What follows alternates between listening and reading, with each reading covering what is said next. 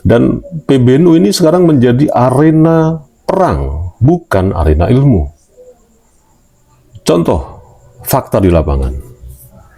Yang pertama, ketika ketua bidang menyerang ketua umum. Kemudian ketika Rois Am saling tanding rapat pleno. Kemudian ketika pengurus lebih sibuk saling tumbangkan daripada saling menuntun. Kan akhirnya kita bertanya, NU ini jamiah atau gelanggang? Ulama atau gladiator politik? NU itu lebih takut gundulnya kekuasaan daripada gundulnya ilmu. Sorry ya, bukan gundulmu. Maksudnya kekuasaan itu bisa longsor seperti bencana di Aceh dan Medan kemarin. Akibat gundulnya ilmu, longsor kan akhirnya. Longsornya apa ya? Berantem ini sekarang ini. Gitu loh. Assalamualaikum sahabat AW Kertapati. Saya nggak peduli. Saya ini mewakili Nahdliyin atau mewakili diri saya sendiri. Saya tidak peduli. Dan saya tidak peduli juga kepada PBNU hari ini. Kepada ketua-ketua bidang. Semua ketua bidang. Apalagi ketua umumnya. Apalagi Rois Amnya. Nggak penting. Karena PBNU dalam konteks struktural, ya tidak menjadi penting lagi ketika tidak ada Nahdliyin. Tapi ya nggak tahulah.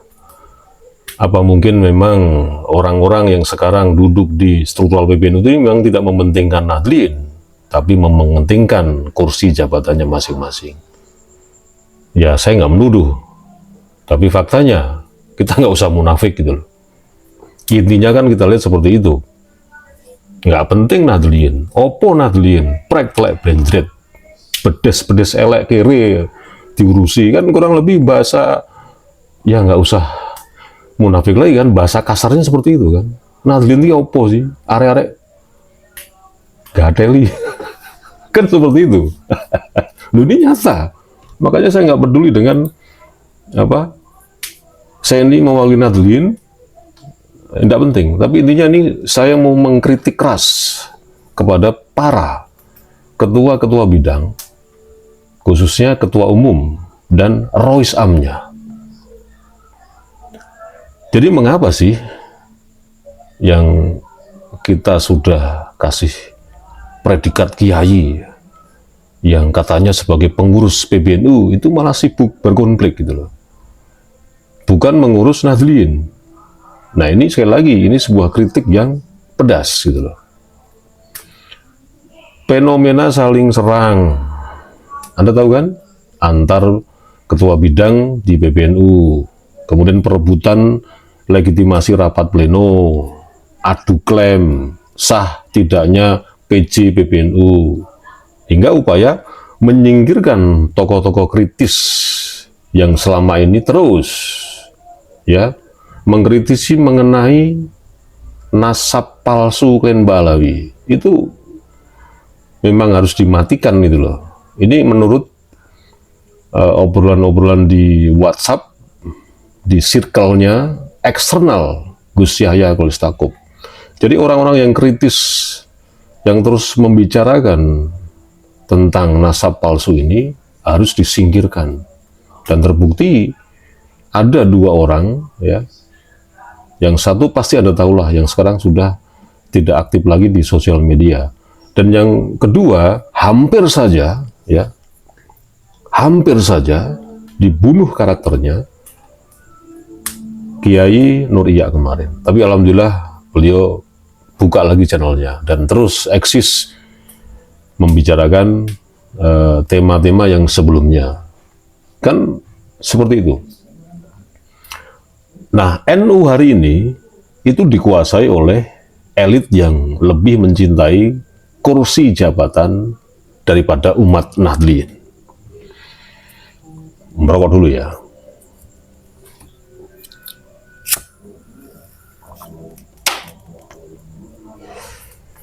NU hari ini itu mirip seperti gelanggang politik daripada organisasi ulama.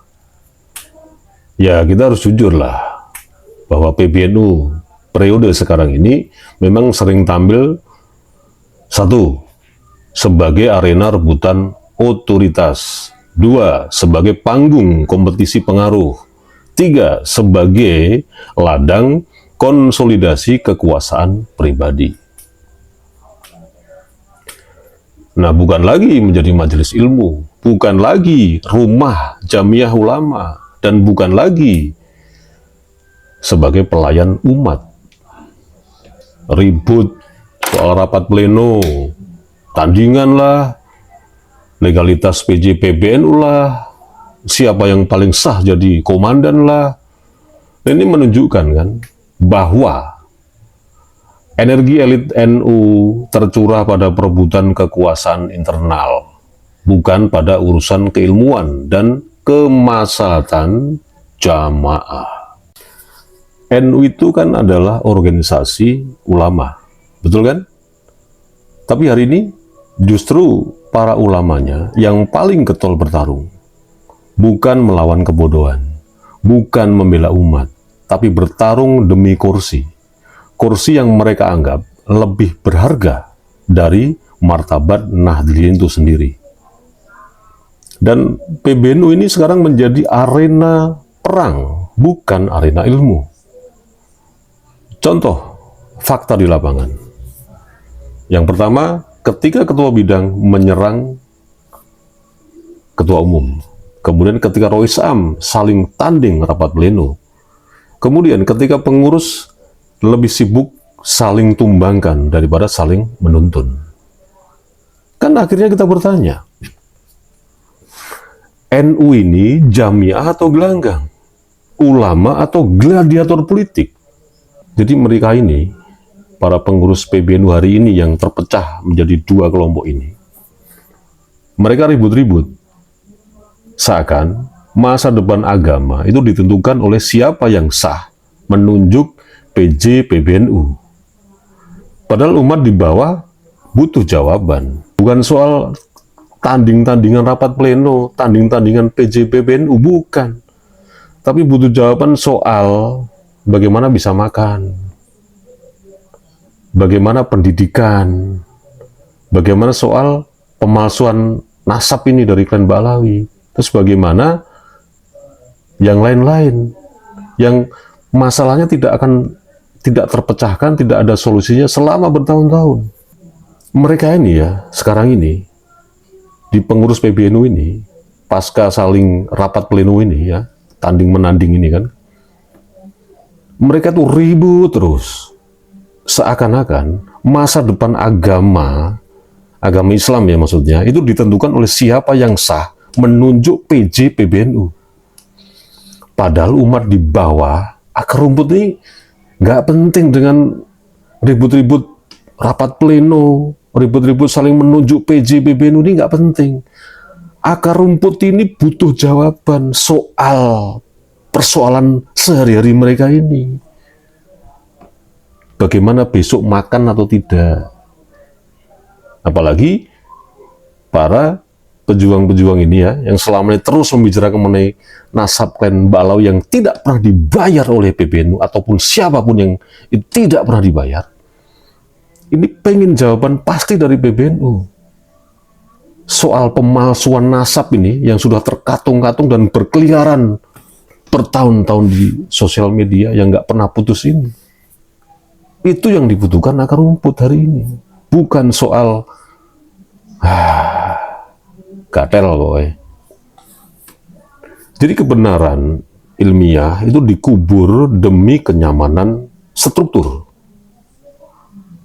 Pertanyaannya sederhana sekarang. Kenapa PBNU takut sekali membuka Batsul Masail soal nasab Ba'alawi? Saya ulangi lagi. Pertanyaannya sederhana. Kenapa PBNU takut sekali membuka Batsul Masail soal nasab Ba'alawi?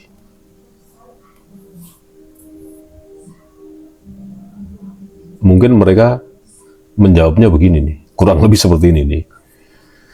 Karena itu bukan lagi masalah ilmu. Itu masalah kenyamanan elit. Masalah jaringan patronase, masalah relasi sosial yang selama ini jadi pondasi kekuatan simbolik NU. Jawabannya pasti mereka seperti itu. Yang di struktural PBNU. Membahas nasab palsu sebetulnya bukan hanya membongkar klaim atau klaim balap. Sebetulnya membahas nasab palsu Balawi itu bukan hanya membongkar klaim Balawi, tapi membongkar ketergantungan PBNU pada legitimasi yang dibangun dari romantisme keturunan. Dan itu tidak boleh disentuh. Sama sekali tidak boleh. Kan seperti itu kan?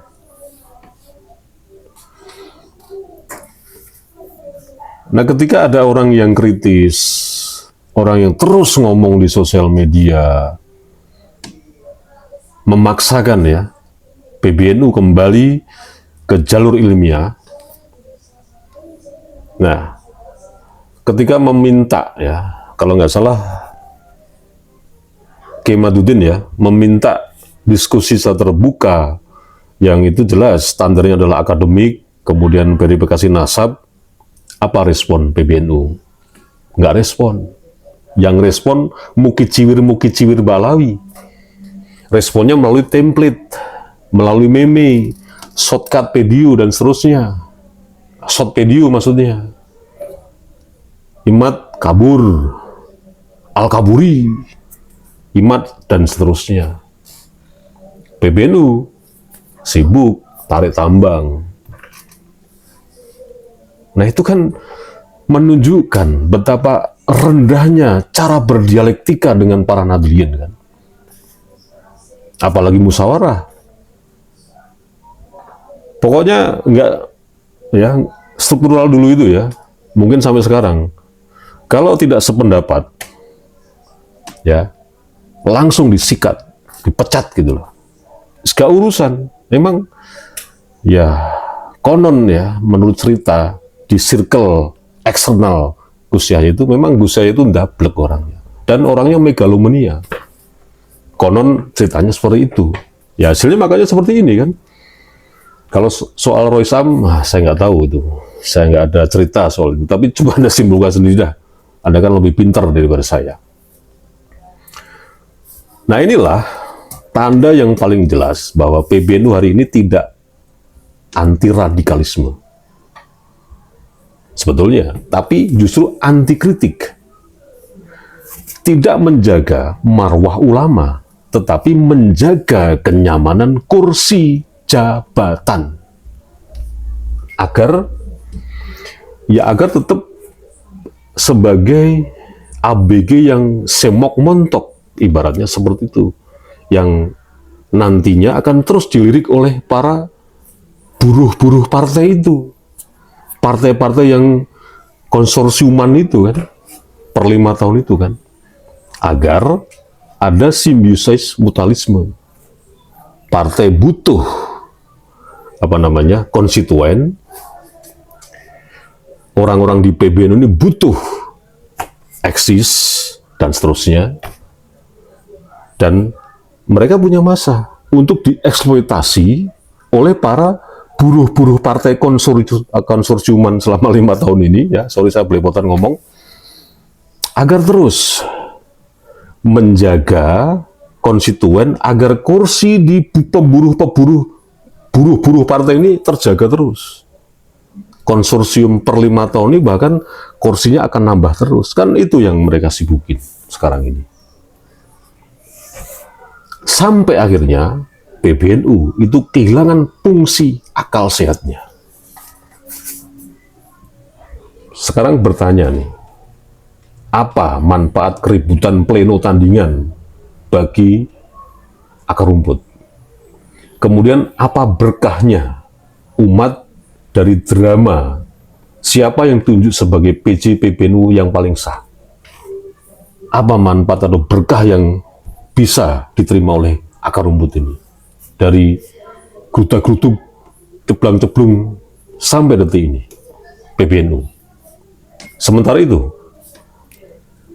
pendidikan santri terbengkalai, gerakan literasi NU berjalan di tempat, kemudian desa-desa NU miskin, akses digital dibiarkan, mudorot pemalsuan nasab tidak disentuh. Tapi mereka sibuk apa?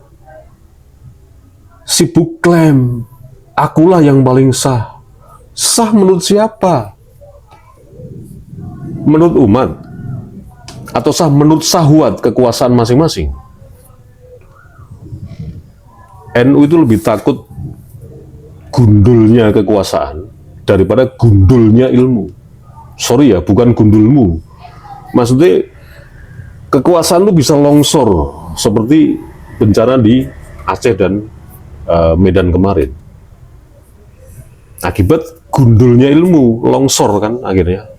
Longsornya apa ya? Berantem ini sekarang ini. Gitu loh. Dan inilah ekstrimnya. NU hari ini lebih takut kehilangan wibawa elit daripada kehilangan masa depan Nahdliyin. Sejak kapan organisasi ulama berubah jadi perseorangan terbatas internal? Sejak kapan Basul Masail jadi pajangan bukan sumber jiwa? Sejak kapan Basul Masail jadi pajangan bukan sumber ijma? Dan sejak kapan kesucian ilmu kalah oleh kepentingan struktural? Ini sebuah seruan kebangkitan. NU harus direbut kembali oleh ulama-ulama yang sejati. Kemudian NU tidak buruk.